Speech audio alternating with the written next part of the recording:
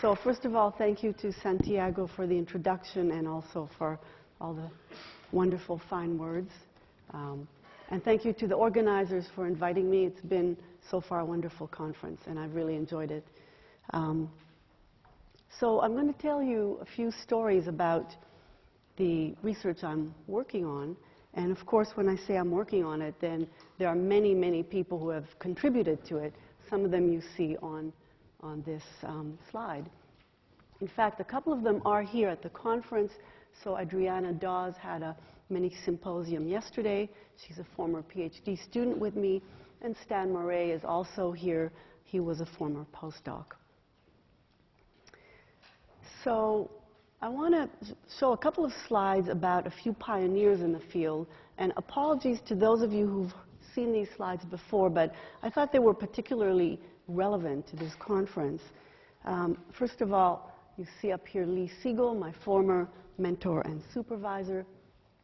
This is a picture I took back in 1976 or 7 in Israel when I was a graduate student. And there was a conference to which Hans Meinhardt came, and we had a nice hike in the desert. And so these two fine pioneers are shown here. Now, Lee Siegel worked at that time and previous to that on chemotaxis and on the population level phenomena of what happens when cells go up a gradient of some chemical cue. So he was one of the first people who studied symmetry breaking in systems such as this and looked at chemotaxis from this higher level population level. And I'm going to be talking more about the individual cell level, so the level of what happens inside one of these cells in order for that cell to be able to undergo chemotaxis.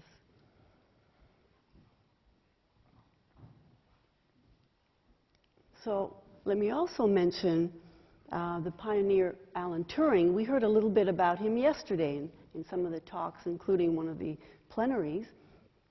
Of course, both Alan Turing and Hans Meinhardt popularized the idea that reaction diffusion systems could give rise to beautiful spontaneous patterns, and that this could have implications to biology.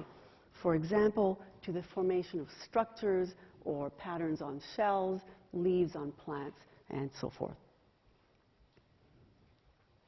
Now, I want to show just a quick and very popular movie on how cells move around, because I realize that some of you in the audience don't work on this, and therefore it might be good to just have a look to see one example. Now, this is an extremely popular movie that's been shown repeatedly in talks about cell motility.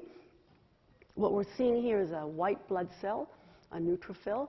It happens to be chasing a bacteria. And what I want you to notice is that the cell has a front, a rear, and it is able to navigate and undergo chemotaxis in this complex environment. So this gives a bit of an idea of the type of phenomena we're going to be looking at, but we're going to pay most attention to some of the first steps inside the cell in order for this kind of motility to take place. And that, in a nutshell, is the process of cell polarization. So in order to move, these cells have to first figure out which is the front and which is the back of the cell, and to assemble the structures that will push the front forward and that will retract the back and pull it inwards. And this process is denoted polarization. Now, we'll find out that the first step in this polarization is actually chemical redistribution in the cell that concentrates the activity of certain kinds of proteins in what will become the front and other proteins in the back. And one of the questions that are driving the field is what causes this pattern to form spontaneously. So I want to also mention that there were some pioneering efforts by Meinhardt and Gier very early on. If you look at the date here, this is in the early 70s. So already in a paper that they published way back then, they discussed the idea of cell polarization in the context of reaction diffusion equations. Because after all, a polarized situation is essentially a very simple kind of pattern. It's like a mode 1 pattern where a lot of substance is aggregating in one part of the cell and depleted from the back. By the way, Hans Meinhardt passed away just recently, this last year, which was a great loss to the field. In a paper written by Gear that describes some of their work together, he mentions that this particular work they had to do using punch cards, meaning those very old dinosaur computers that I bet most of you have never even heard of. And I hate to say it, but when I was young, I used punch cards. So that sort of dates me a little bit. Okay, so more recently than that, in 1999, there was actually a seminal paper by Hans Meinhardt that returned to this idea of cell polarization. And he basically was interested again in understanding the way not only that cells polarize, but how cells can form these philopodia and protrusions around their perimeter. And again, he used reaction diffusion systems to show that you can recapitulate this kind of behavior with very simple 2 or sometimes 3 chemical type of systems. So most of this work was essentially theoretical in the sense that the chemicals at that point were not known. But the field has made tremendous progress. And so let me tell you what we now know. And again, this is knowledge that's accumulating extremely quickly, and it changes by the year. Okay, so this is a very rough caricature of a cell. There's a front, there's a back, there's a kind of bulky area where the nucleus sits inside it. Well, what we know is that in order for a cell to move, what has to happen is there's protrusion at the front of the cell, and this is driven by a biopolymer called actin that polymerizes and pushes that cell front forward. And then the back, the rear of the cell, is contracting and pulling itself up, and that's aided by myosin that's attached as well to actin. We also know that this process is tightly regulated. So you can think of the cell as having a chemical microcomputer inside it that takes stimuli that impinge on the cell and funnels it to machinery which includes the protrusion and the contraction system. Now, actually, cells, of course, live in complex three-dimensional environments in living systems. So they walk on fibers that form the extracellular matrix. I'll return to this later on in my talk. They sense chemical gradients, and they sense all kinds of mechanical cues in order to decide where to go. So this is a picture, a very simplified picture of some of the internal regulatory proteins that govern all this kind of behavior. So what do we see here? We see the outside of the cell with membranes in the cell, with receptors in the cell membrane. Signals are funneled down through a bunch of proteins and into the actin polymerization and myosin systems to control the cell polarity as well as cell motion. Now let's pay attention to this particular subsystem, and I'm going to be telling you a fair bit about this and about some of the modeling we've done on this. So what are we seeing here? We're seeing proteins Rac, CDC42, and Rho, which are called small GTPases, and they act as central regulators that funnel signals to the actin or to the myosin. So the actin meaning to the protrusion at the front of the cell, and the myosin at the rear at the contraction to form a contractile tail. So let me tell you about these proteins.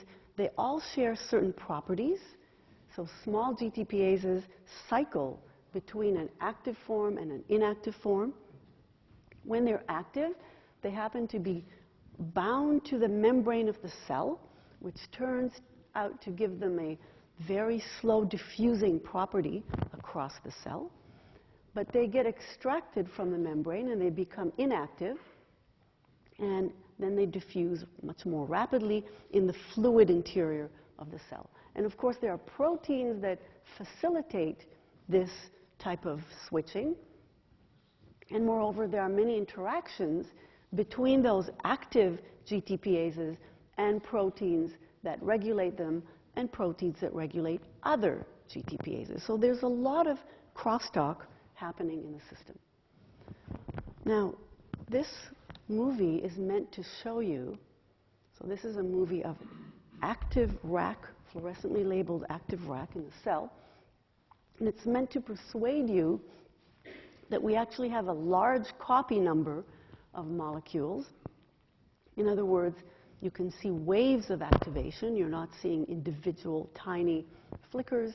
And so this is meant to persuade you that thinking of this as a continuum system makes some kind of sense. All right, so we've been working on these type of problems for many years. Let me give you a brief overview of how all this came together. So in the early phases, Stan Murray and Sasha Zhilkin were both working together with me on this sort of a subsystem. And they showed that both you can get bistability, and also you can get a phenomenon that we called wave pinning, which basically set up a polarization in the cell.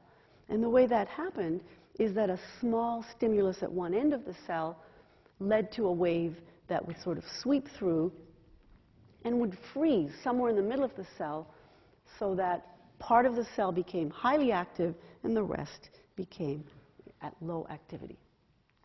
I will return to this issue of bistability a little bit later in the talk as well. Well, a little bit after that, we actually looked at more detailed versions of this, which were linked to protrusion and retraction, and Stan hooked together a lovely two-dimensional simulation of a cell that showed that you can actually obtain cell motion as well as chemotaxis from a system that contained just these GTPases, their effect on the actin and on the retraction. Even later, this was built into a more detailed version that included another layer, the so-called phosphoinositides. And we showed that basically cells were able to more easily confront complex stimuli. For example, two different stimuli that would ordinarily confuse the cell. This acted as a kind of filter that helped the cell to polarize nevertheless. Okay, but then, as you can imagine, a lot of the work shown here involves complex numerics and many, many interacting components with lots of parameter estimation. And the question is, how does it all work? And so in order to understand that a little better, we decided to cut back and look at individual components much more carefully and do more in the way of mathematical analysis. So the first thing we did was simplify the geometry of the cell. In other words, take a cell, throw away the nucleus. Here we're looking at a side view of a cell. Pretend the cell is flat. Remember I told you that the active GTPases are stuck on the membrane and the inactive are in the interior. We're going to homogenize across that and pretend that they're all in the same soup together in one dimension across the diameter of a cell, but with the distinction that they have two very different rates of diffusion, so that the active form diffuses slowly and the inactive form much faster. So that was work done by Yoichiro Mori with Sasha Zhilkin. Yoichiro was then a postdoc with me. He's now a professor in Minnesota. And they looked at a single member of these types of proteins, one GTPase. Again, it can go between active and inactive forms. And we had to include some kind of positive feedback in order to get anything interesting to happen. So here's a typical set of equations for the active and the inactive form. You'll notice that altogether it's conserved. We assume no flux boundary conditions across this one-dimensional, at the ends of the one-dimensional domain. And the kinetics are just simply some rate of activation that has a nonlinear Hill function in it and some rate of inactivation. So this work has all been published, and basically what they showed was that, in fact, this very simple system was capable of producing this kind of wave pinning behavior in a certain parameter range. And in fact, Yoichiro and Sasha went on to do a full bifurcation analysis of this simplified system that we could study in detail. Let me mention that this wave pinning behavior seemed to be rather new. If you take the same PDE for the active form, get rid of the inactive form, and use the same kinetics, you get a well-known bistable single reaction diffusion equation, which is known to have a traveling wave of some wave speed. So the fact that you could get this to freeze had to do both with the differences in the rates of diffusion, but also with the fact that overall the material was conserved.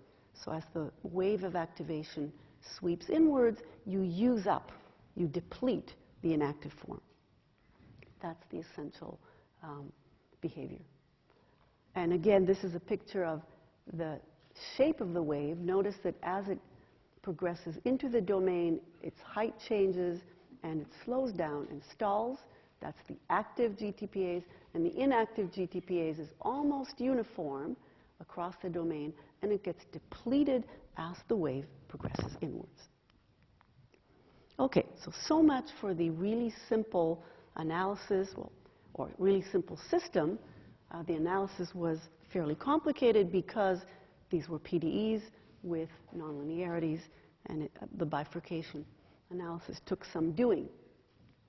Okay, now I want to switch gears a little bit and get to the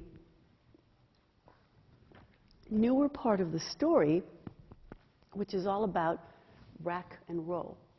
I think whoever named these had rock and roll in mind, but anyway, it's a good name.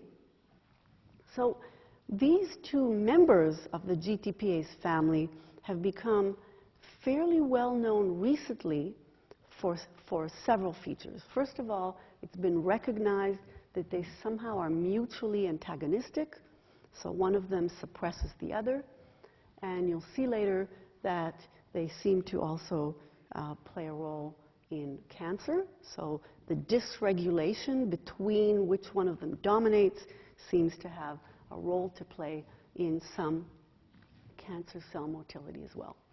And so we're going to simplify the original picture that I presented you with and focus attention for the next part of my talk on just these two members with their mutual antagonism.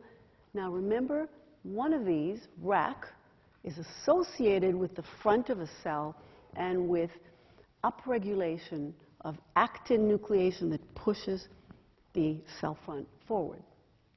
Whereas the other one, Rho, is well known to phosphorylate, to activate Rho kinase, which phosphorylates the myosin light chain and leads to myosin contraction. Now, the picture is obviously more complicated. We'll skip this greater detail for now. We'll come back to this at the end of the talk. But for now, I just want you to think of these two different proteins as being in charge of the protrusion part and the retraction or contraction phenomena in cell motility. Now, there's been some interesting work done recently in identifying the fact that Rac-Rho dynamics has inherent bistability in it. So remember I mentioned that we noted that bistability early on in our models, and it's important because you need to have both systems or settings where you have a lot of high activity in one part of the cell, whereas in another part of the cell, or possibly in another system, the ability to have a low background activity. So most of these models come with some kind of bistability, and it's interesting that recently this was actually found experimentally.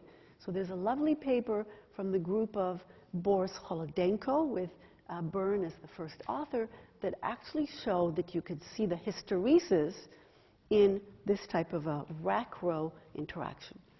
I won't go through the details, but they did both modeling and experiments, and their data shows that hysteresis can be seen. All right, so now let me go into two particular and recent work that we've been concentrating on that have to do with Rac and Rho. And the first part of it is going to be about cell shape and how that depends on which of these two antagonists dominate. And the next one, the second story, will be about a recent experimental modeling project on melanoma cells. Now, both of these are joint work with Bill Holmes, and the second of them is joint with Andrei Levchenko as well. Okay, so first of all, Rac-Rho and cell shape. So here's a nice summary from a recent paper by the group of Yamazaki et al. That says the following. If you look up here, when Rac is very high and Rho is low because they antagonize each other, you tend to have cells that have a lot of protrusion and they spread out and become flat. On the other hand, when there's a lot of Rho in the cell, then there's a lot of contraction and the cell tends to become very small and tightly contracted. When the two of them are in some kind of balance, you see cells that are roughly polar or in any case have an axis. So these are three distinct shapes that are known to occur in these different systems depending on whether Rho or Rac dominates. Okay, so we can ask the following question. How can we understand the link between the Rac and Rho dynamics and the crosstalk and this outcome on cell shape? And how does this transition between shapes occur? How does it depend on various parameters of the system? How do we understand this? So Bill Holmes and I hooked together the following model in which, as I mentioned, Rac is in charge of actin assembly and causes cells to expand. Rho is in charge of contraction and causes cells to contract. But when they are in balance, then you have a tendency to polarize the cell, to have Rho at one end, Rac at the other, a front and a back, and a polar cell. Now, in order to analyze this, we're going to use a couple of shortcuts that give us a great deal of insight without going to full PDE analysis. Those of you who work on PDEs know that to do a full bifurcation of a PDE system can be quite a nightmare, and so there are a couple of shortcut methods that have sort of emerged out of our work that have been quite helpful. Let me tell you a little bit about them. So the first of these is the local perturbation analysis. Now, this was invented by Stan and used and also invented by Veronica Greneisen. And then Bill Holmes was a postdoc with me, and I mentioned to him that Veronica's thesis had an appendix with this nifty little method, which I had not really used much. He read it and tried it out, and he said, I am shocked by how well it works. And so he became very enamored with it, and eventually we came up with a couple of papers, including a user's guide that appeared in the Biophysical Journal, which is popularized and shows exactly how to use it. So what is this method? Basically, it's a shortcut to do bifurcation analysis on reaction diffusion PDEs, which could be even large systems, relatively large. And how does it work?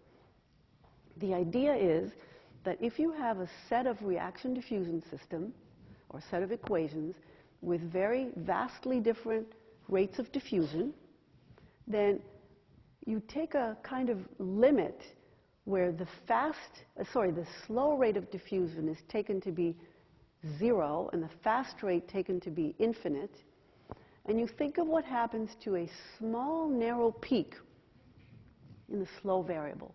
And the question you ask is, what is the fate of that little peak in the system? It interacts with a global value of the same active component as well as a global value of the inactive component. And when you take this approximation, then essentially what you're doing is replacing PDEs for the full behavior with ODEs that tell you only whether this little peak will grow or fall back to steady state. This differs from the Turing analysis because in Turing analysis you always look for small amplitude perturbations, whereas here you take arbitrarily large amplitude but very narrow peak. Now I can't go into the details here. This has been published and I'm happy to talk about it offline or give you references to it. But the beauty of this is that it allows you to really shortcut what would be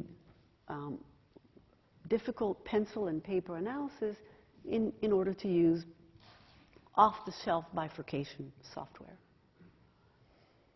And even though the LPA analysis only tells us whether this little peak can grow or decay, we found from experience that in these GTPase systems, typically when that little peak can form a pattern, it'll form a polar pattern. However, I stress that this is always checked numerically. So we use LPA only as an indicator of where to look, what parameter values are promising, and we do all our full verification using the PDE and full numerical analysis. Okay, so all right, back to the Rac and Rho model. Let me tell you roughly how that went. So for each of the GTPases, we have equations for their active forms and equation for their inactive forms. There are rates of diffusion, rates of activation, and a rate of inactivation. This has all been scaled. You'll notice that, again, the total amount of Rac and the total amount of Rho are each separately conserved. They're merely being changed from one form to another. We assume mutual inhibition, so typically we have terms of this form with Rho inhibiting Rac and vice versa. There's a basal activation and a feedback activation rate. And we're interested in how these parameters, like the basal and feedback activation rates, affect the overall behavior. Now, we use another approximation. So this is something we've done recently, and we essentially replace these nonlinearities with even more nonlinear terms that are sharp switches. So instead of these nice, smooth, continuous functions, we approximate these as on-off switches simply for the purpose of writing down analytically where the steady states are. So these are now piecewise constant functions that appear in the equations as shown here.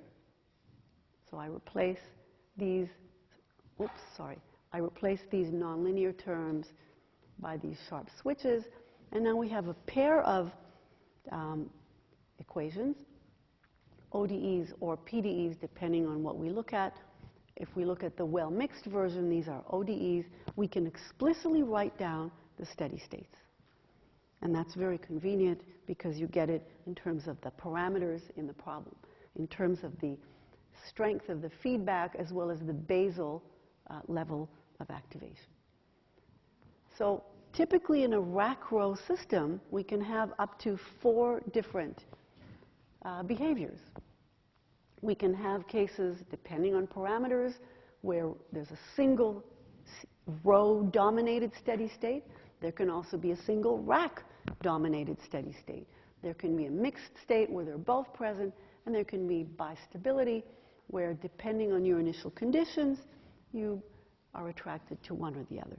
Now, this is not really new because this is very much like if you know the toggle switch of Jim Collins. These are very similar to those type of equations, and so this type of behavior is to be expected. However, we can easily characterize the parameters, and here the parameters are written in terms of RS here is an aggregate parameter that depends on the total amount of Rac and on the feedback parameter as shown here in the equation. Similarly, this axis depends on the total amount of Rho and the feedback parameter. And we can characterize where in this parameter plane we get which of these four behaviors. That's in the well-mixed system before we consider diffusion and spatial spread. Further on, we can also figure out, using that shortcut that I mentioned, the local perturbation analysis, we can figure out the regimes where you will get polarized cell solutions. So inside all of this red region, or region bounded by the red curve, the cell can become polarized. I have to skip the details, but again, I'm happy to describe this offline. And this, by the way, is soon to be published in Physical Biology for those of you who want to see it. Let me mention that a comparison between the sharp switch approximation and the full continuous Hill function reveals that these curves become, well, more curvy when you have the continuous version. But the features are preserved. Namely, there's a bistable domain which is inside of a polarizable domain. Now, this has certain implications that we think are quite interesting. Namely, what is this saying? It's saying that there's a regime inside this parameter plane where cells can actually take on any one of three completely different phenotypes. So pick any parameter within this purple rectangle. It's both in a bistable regime and in a polar regime, which means the cell could either have a lot of Rho and little Rac, a lot of Rac and very little Rho, or it could be polarized. So any one of those parameters within that box is consistent with each of these three behaviors. And again, we can see the connection between these two versions, the approximate and the continuous. And so in particular, again, what this is saying is that there's a region in parameter space where for each set of parameters, you can have three distinct behaviors. So this has certain interesting implications to population heterogeneity in collections of cells, right? So cell population diversity is quite often seen. You take some collection of cells, whether they're normal or cancer, and each cell behaves slightly differently, and you wonder why. Well, a typical reason is that each cell's parameter could be different, right? In parameter space, the collection of cells could be some cloud with a diverse set of individual parameters that have to do with the genes, the level of proteins being expressed, and so forth. And what we're saying is that the parameter setting could be much tighter, but you could have coexistence of multiple states that depend only on initial conditions or stimuli or history of the given cell, but not necessarily on the genetics or other characteristics. So that's sort of interesting. Now, this slide is there to remind me to mention that all of these facts that I've stated were also checked numerically with the full PDE model. Because again, these diagrams that we've assembled are based on a lot of shortcuts. The sharp switch, the LP analysis, and so forth. So all of these were checked numerically, and you can see that in typically, for example, with this set of parameters, we get a concentration of Rac at one end of this one-dimensional cell and a concentration of Rho at the other end, and similarly with other parameter sets. And let me also mention something curious, that we get the same kind of behavior even when we look not at the Rac-Rho model, but the simpler 1 GTPase model. So again, using the same kind of techniques, we're able to find regions that have more than one type of behavior associated with each of the parameters. Okay, so this suggests, again, this has some implications. It suggests that some of the features of these GTPases, in particular their ability to polarize a cell, are hardwired into the fact that GTPases cycle between the membrane and the cytosol, the fact that depletion may be the mechanism by which cells polarize. And so this very complicated network topology that's characteristic of real cells may in fact be fine-tuning and shaping that inherent behavior that's already there in the single GTPases.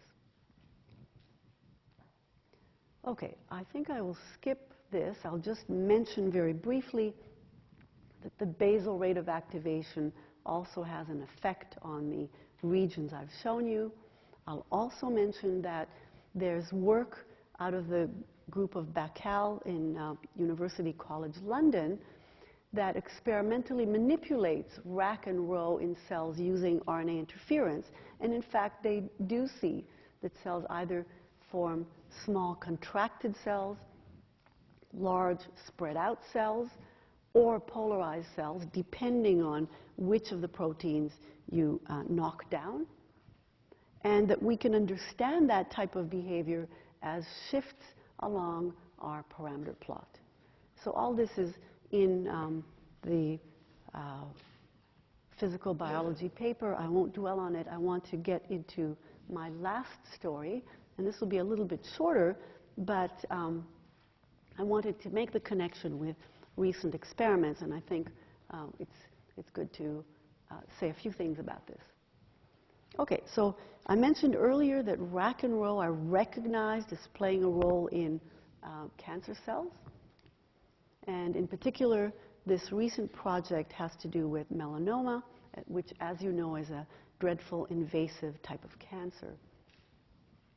So also part of the motivation for the work I'll describe is that cells, we want to understand how they behave in something that's close to a three-dimensional environment, and to be able to relate the cell behavior to specific parts of the signaling network, as well as to be able to compare more and less aggressive types of cancer cells. So very briefly, this is experimental work done in the group of Andrei Levchenko, and it's done by Jin-Suk Park. What they did was they grew melanoma cells on these substrates that had interesting topography, little poles with the density of these arrays variable across the field. And then they watched to see what happens. And by the way, the cells can, if the posts are sufficiently far apart, the cells can invade and get cues from the extracellular matrix, both between the posts and above the posts. And so here's what they saw. They saw basically 3 different phenotypes of cells. And I'll play this one more time. So oscillatory cells where the front and the back cycle out of phase, random protrusions, and persistent cells, cells that had a persistent polarity. And so the question is, what is it that controls this, and how can we relate that to some of the underlying signaling? Now, not every cell or every condition gave rise to precisely one phenotype. In fact, they characterized the fractions of different behaviors, random, oscillatory, and persistent, and they did many kinds of manipulations to see how those fractions changed depending on some of the chemical perturbations, a few of which I'll mention. Now, for the purpose of what I talk about now, we do need to go back to this slightly more detailed version where Rho works through Rho kinase to get to myosin contraction, and Rac associates and synergizes with PI3 kinase, which is itself antagonist to another protein called P10, and so forth. The reason we need this is that some of the manipulations basically do away or knock out some of the associated effectors that I've shown here. So, for example, one observation is that when you downregulate this, which prevents Rho from causing contraction, then you've got an increase in the number of polarized cells and a decrease in the fraction of oscillatory cells. On the other hand, if you compare more or less aggressive melanoma cells, the more aggressive ones have more PI3K and less of P10. And that's seen, so if you compare these two, the ones that have more PI3K, the more aggressive ones, contain more oscillatory, a larger fraction of oscillatory and lower fraction of polarized cells. So what did we do? We looked at these three types of behaviors, and we hooked together a model that basically is a set of ODEs now, no longer PDEs, for the two different lamellipodia and three things that can happen, either coexistence or polarization, persistent motion where one or another lamellipod wins, or oscillation between the two lamellipods. We looked at the following signaling system in which you'll recognize the Rac-Rho mutual inhibitory module I described earlier, and also we added the following. Rac causes cells to spread out, which means that they get more signals from the extracellular matrix. They're more spread out. They can sense their environment and interact with the extracellular matrix, and therefore increase the signaling that they receive from the ECM. On the other hand, Rho, because it causes cells to contract, will inhibit the amount of signaling that a cell can get from the extracellular matrix. And finally, there is evidence that ECM signals activate Rho. So putting all that together, we hooked together a model for the competition of the two lamellipods that had one of these modules in each of the two lamellipods, and away we went to analyze that. So typically, the idea is that part of the signaling system gives rise to bistability. Remember, I mentioned bistability earlier on. And the other part is going to give negative feedback, slow negative feedback, that's going to make you go around this sort of hysteresis loop to explain the fact that you can see oscillations. And to make a long story short, we looked at two different cases. Either the ECM part of the story has this sort of bistability, and the Rac-Rho give the negative feedback, or the other way around. The GTPases provide the bistability, and the signaling from the extracellular matrix drives you around this loop. And again, I won't belabor the equations. These are the same kind of mutual inhibition equations and hooked together to another variable that describes the lamellipod area, which coincides or is synonymous with the level of ECM signaling. And briefly, case 2 turned out to describe very well what we saw. Namely, it describes both the ability to see bistable, high Rho, low Rac versus high Rac, low Rho, etc. But also, it gives us both polarized system where one of the lamellipods is bigger than the other, and therefore receives more signals than the other. That's the persistent type of cell, as well as the antiphase oscillations that's seen in the experiments. Moreover, we get the following agreement qualitatively between the observations and the model. Remember that according to the first observation, when you knock down rock, you tend to have fewer oscillatory cells and more polarized cells, meaning you're moving in this direction. And when you upregulate PI3K in the more aggressive cells, you tend to march in this direction. This is a two-parameter bifurcation plot of the model. And again, this coincides with observation 2. Okay, so I'm basically more or less out of time.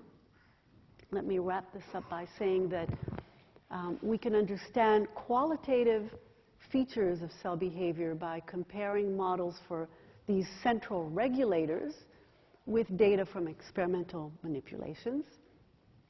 And that modeling, I probably don't need to preach to the choir, but modeling serves as an important tool in this case because it helps us to untangle the complex networks and focus attention on the behavior of submodules that have a lot of functionality in them.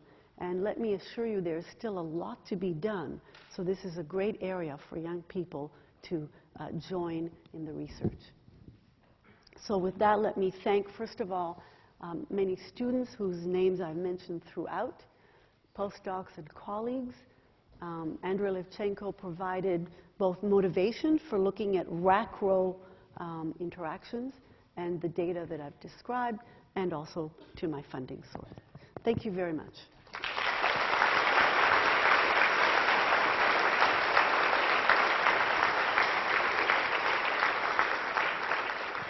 Well, we have time for questions. So.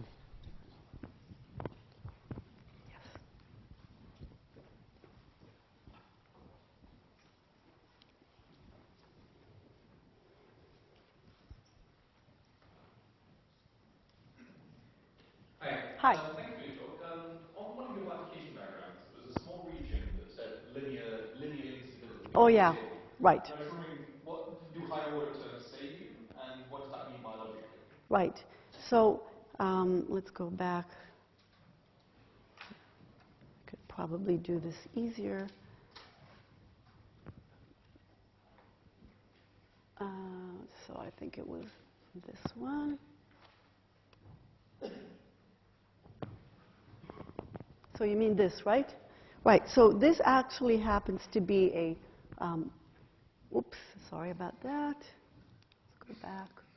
So this happens to be a sort of Turing regime where other kinds of very small amplitude patterns could be destabilized. We have not studied this regime in detail, so I can't tell you a lot more about it, but I can tell you that all kinds of other interesting things can happen. It's a kind of Turing regime.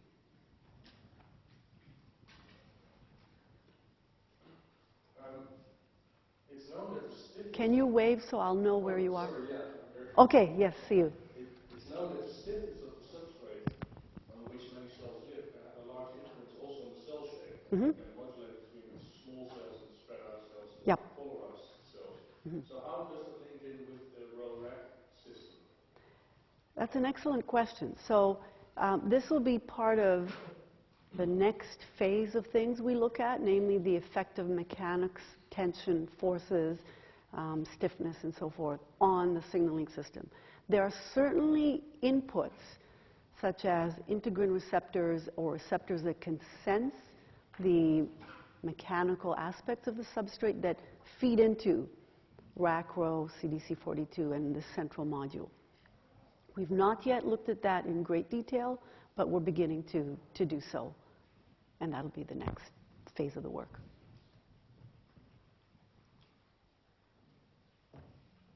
So my question is similar. Where are you? Oh, yes. Hi, John. That was a great talk. Thank you. So much. Question about the extracellular matrix. Yes. And the interaction with it. What determines the time scale of the oscillations, and can you manipulate that experimentally? That's also a very good question. So there are two different time scales operating here. There's the time scale of GTPase activation and inactivation, which is typically on the order of seconds to tens of seconds maximum. Then there's the slightly longer time scale of actin polymerization and protrusion, which is more on many tens of seconds up to minutes, depending on the cell type. So I think the ECM is on a slower time scale because essentially the cells are either spreading out in order to get more ECM signals or contracting. That's really what I can tell you for the moment. Can we manipulate it? Probably, but they have not done so yet in these experiments that I've described. One more question. What was about the cellular model and cellular properties? What about collective behavior? Aha. Again, that's something that we are beginning to look at. So it's very early days, but I can tell you that certainly cells that make contact with each other have a lot of signaling interactions. So either integrin receptors or adhesion molecules or various kinds of cell-cell contacts are linked to these great signaling systems. And therefore, that's going to be, again, the next 5, 10 years, who knows how long of work. Yeah. Yeah, a following question. Biochemistry and biomechanics, especially the motility of cells, has to be coupled. You cover mostly the biochemistry. Yes. How far is, from your perspective, the coupling with the biomechanics? Because I think it's very essential. I agree. The stability of the system. I completely agree with you. I absolutely agree. So again, somebody asked about stiffness of the substrate and mechanical properties. That is absolutely fundamental. We have not really gone into that as yet. But you have to take one thing at a time, because if you build everything in together, then you're in trouble. It's very hard to understand everything together. So we're now, I should mention, Cole is in the audience here. He's a PhD student who is beginning to look at the coupling of mechanical forces with GTPases. And so it's going to be, again, baby steps to understand things in detail. So there's a lot of work still to be done.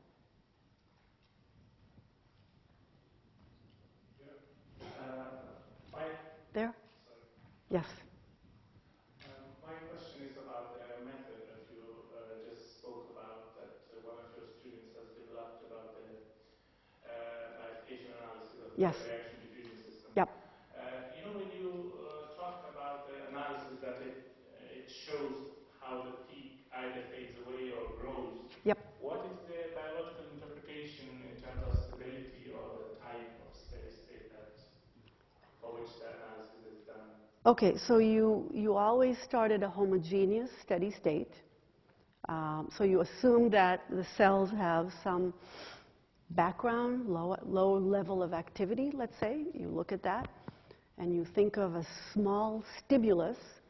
So the stimulus could actually, in the biological setting, be a gradient, or it could be a small drop of chemotactic substance at one place in the cell. And you ask what will happen. Will that stimulus be big enough, above some threshold to allow the cell to react? And you find typically that if the stimulus is sufficiently low, the cell will remain in that low activity resting state. But if that little stimulus is large enough, the amplitude is high enough, then something new will happen. Now, this analysis that I mentioned, this LPA, does not tell you what will happen. You have to do full numerics in order to see what pattern emerges. But let's not forget that even in Turing analysis, you don't really know what pattern emerges when you do Turing stability analysis. You only know that certain wave numbers will lead to instability. So I hope that answers the question, but I will be happy to talk about it afterwards to give you references. Yes, there, where, there? Yep. Yeah. I understood that Rac-Rho dynamics, there is an underlying bistable mechanism that is ubiquitous in deciding the cell migration strategy in the cell. In sometimes I miss the part of the cellular cell. Where does this come from? I mean, where does cell cycle come in? And then there is a second question afterwards. Right. Is So. that with the ECM interaction? Yep. Or with the Rac or something like that? Yeah, yeah, yeah. So let me just quickly show again what I said about that.